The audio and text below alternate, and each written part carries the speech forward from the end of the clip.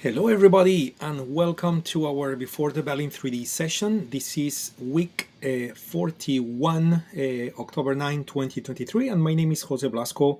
I am about to turn off our introduction screen so I can actually show the charts and show myself on the screen.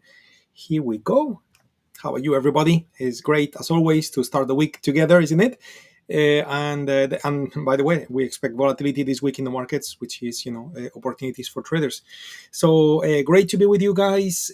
Let's begin with our Before the Bell in 3D. If you are new to the sessions, basically our sessions that we conduct on Mondays around 1 hour before the US equity markets start trading is a session which is devoted to get organized, to get focused, to get prepared for the trading ahead.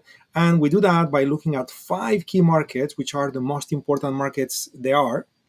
And we analyze such market conditions so we understand what to expect from the various assets that exist out there in the world of trading. That way, we can have a potentially a great week ahead in our trading. Okay, so I also shared on the screen a QR code with a URL in case you want to have access to our newsletter, which is free, which is convenient, I would say, because the information that I'm about to cover real time here is also written on the newsletter. And in that sense, if you were to miss the live stream, you can always, just look at your email inbox and get the data in a written format. So again, you can do the exercise by yourself when it's not possible for you to join us. Okay, so here we go. Follow the link. Subscribe, it's free, and thank you very much. Anyway, so let's begin with the first market that we're going to analyze. We're going to analyze the S&P 500 index, and the way we're going to do it is that we're going to use charts. And the first exercise, I'm going to take a little bit of time to explain what is it that we have. I am going to do it here slowly, and then we'll move into the other markets, crude oil, gold, the dollar index, and Bitcoin. And for those markets, we're going to accelerate because, again, you will know exactly what I'm doing as I complete the S&P. So this is the S&P futures in a daily time frame. As you can see, this is a real-time chart. And as you can see on the bottom part, we have one of our technologies, which is called AutoClimate, which, by the way, it's free, and you can just go to our website and get it there. Later, I will share a link in case you don't know where is our website, so you know where to go. But basically, our AutoClimate tool is telling us about the market condition. Okay, coming back to the newsletter, so we have a definition here for what is the climate. Well, the climate is telling us about the upcoming market direction. So is it time to be a buyer, or is it time to be a seller based on probabilities? Okay. Then we look at the UFOs, which is the second dimension, which stands for on-field orders. This is going to be responsible for the upcoming turning points. So if you know what is the upcoming market direction and you know where is the next upcoming turning point, you can now set entries and exits and trade in the right direction, statistically speaking. And then by knowing the volatility, which is the third dimension, you would also know if the trade is worth it or not. Because if the market is going to be boring, maybe it's not worth it to trade it because you make very little money in exchange for the risk. Or if the market is going to be more volatile, then you got more opportunity, even though if it's too volatile, maybe it's too much. So that really depends on your trading plan and how conservative you may be as a trader, or the opposite, how aggressive you may be as a trader. Okay. So anyway, so we're gonna continue our analysis, and first thing first here with the S&P, we can see how we have a blue dot, right? So if I zoom in, we have a blue dot, okay, which means that we have an up climate. Blue color means up, red color means down. Now notice how this dot is very tiny compared to the dots that we had before. Okay, you can see dots here which were thick, where the current dot that we have on the last candle, it's what we call thin. So this represents what we call an non-confirmed climate or unconfirmed climate. So if I go back down all the way to the bottom part of our newsletter, you have a legend here that says that, look, it could be up market and confirm, and that's when we have a sun. It could be up market unconfirmed, that's when we have a cloud and a sun. It could be down market confirmed, that's when we have rain. And it could be down market and unconfirmed. So we have a little tiny sun with a cloud and the rain, right? So these are the four particular conditions that we may end up having when we trade markets. And in the case of the S&P, so this is what we have. In the case of the S&P, we are dealing with a market which is with a current count of 1, with sustainability stats of 8. So in other words, if it was sunny, a normal thing to happen is to move in waves of 8 candles at a time, but it's not sunny. It's sunny with a cloud, meaning that it's an unconfirmed climate. So in other words, trading at this moment in time in the S&P on this time frame, on the daily time frame, does not carry with it a statistical advantage. And and maybe you even point at some fundamental factors like what's happening in the Middle East with Israel and Palestine. But putting that on the side, technically speaking, statistics suggest no trade is probably a better approach in this time frame. Of course, if you are trading the 5-minute time frame, the 15-minute time frame, if I change time frame, you have different climates, you have thick dots, and different things can be done. But on the daily time frame, which is what I'm using for the analysis on the Mondays, no trade. Okay. Now, if the market picks up direction, of course, the moment it gets to 44.62. We have now the red UFO, red on-field orders, sell on-field orders. So you would expect that when the market comes here, the moment it gets to 44.62, you would expect the S&P to fall down, okay, because of the on-field orders found at this price level. And you also have 41.75, which is a green UFO. So this is buy on-field orders. So you would expect that if the S&P falls here, from there it will go up, and that would be your turning point, the upcoming turning point to be set for entries and exits. If you are short, that may be your target. If you want to go long, this may be your entry.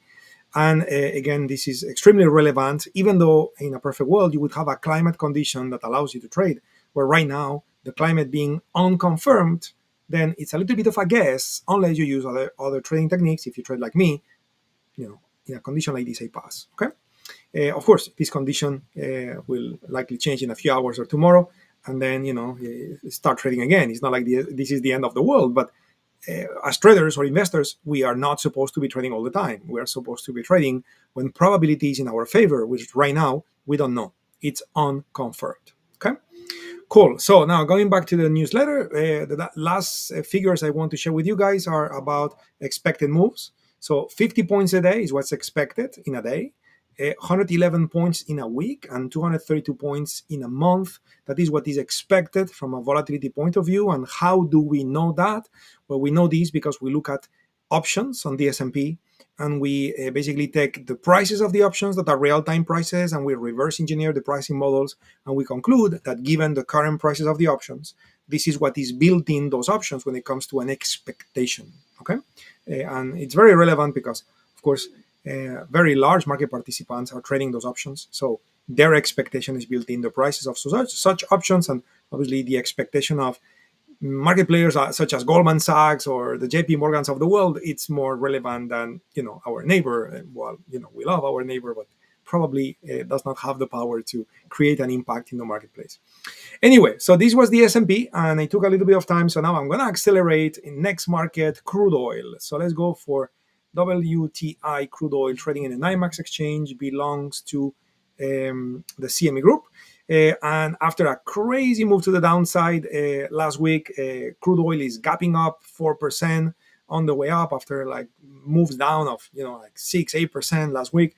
Amazing moves. Okay, you again may argue that this has to do with what's happening in the Middle East. We can talk about it. The fact is that no matter the reason, it's happening, and therefore it's tradable. That's the key. Not why, but it's more about the timing of the trades more than the why it happens. And from a climate point of view, we have a confirmed climate to the downside, 5 out of 5. Okay, 5 out of 5. So we are dealing with climate which is currently rainy. So we expect crude oil to fall, but a normal thing to happen if it falls is to last for 5, and it's been lasting for 5. In other words, we are now reaching what could be seen as the statistical end.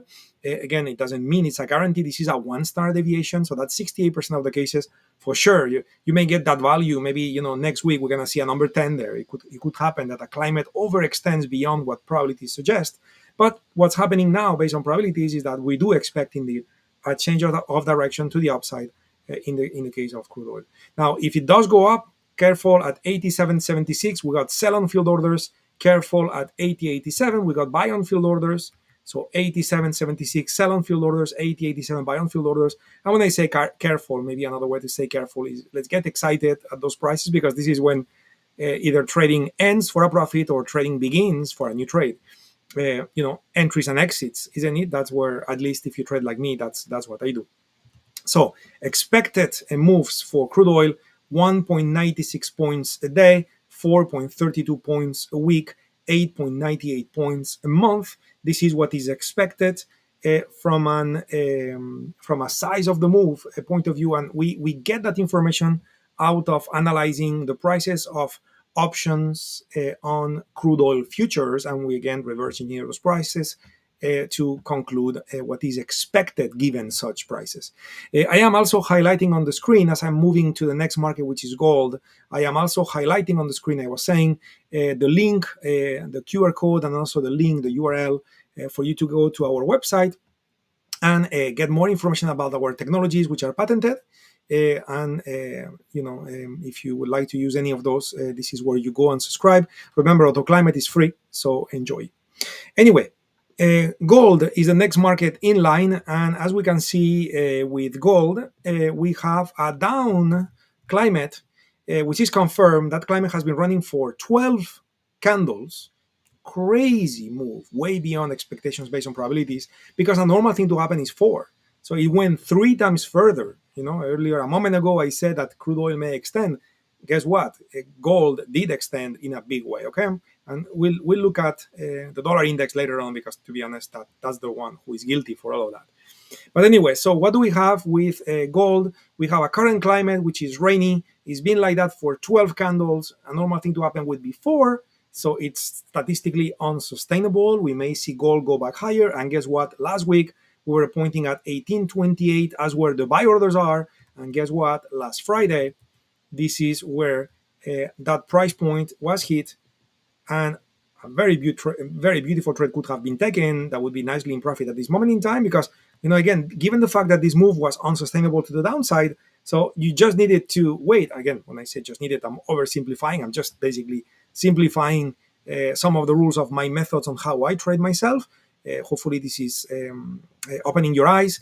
So basically you simply had to wait to identify a condition that is statistically unsustainable, and then where the buy orders are, to get on board where the climate has a high probability of changing, and time the trade where the buy orders are, so you can enter at 28 with a stop at 13, risk this very little amount of money in exchange for making a maximum profit of that size all the way to 1986, because this is where the sell orders are. I mean, I'm not saying it's going to go that high. It may turn before, but the potential for profit is that high. So very high quality trade from a reward to risk ratio point of view. That's always exciting. That's why I'm pointing at it. 17 points a day, 38 points a week, 79 points a month. Those are the expected moves. And this is taking out the options on gold futures. Next market in line is Mr. Dollar Index Futures. Probably one of the most important markets in the world, and we can see here that at this moment in time, this market is showing a down climate, which is unconfirmed, with no sell orders ahead and buy orders below price at 105.46, right there. Okay, so let's take a look at this on the newsletter. Sorry about that. So we have rainy with a sun, so unconfirmed climate. It's been like that for 2 candles. The normal thing to happen if it's rainy is to move in waves of 5 candles at a time. But again, it's not purely rainy. It's unconfirmed rainy, right? So we don't know.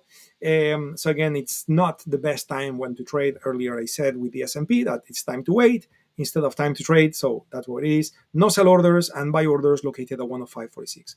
Speed of movement expected to be 0.53 points a day, 1.16 points a week, 2.42 points a month. That is what is expected in the case of the dollar index. And finally, we have the Bitcoin, and we are dealing with a new Bitcoin this week.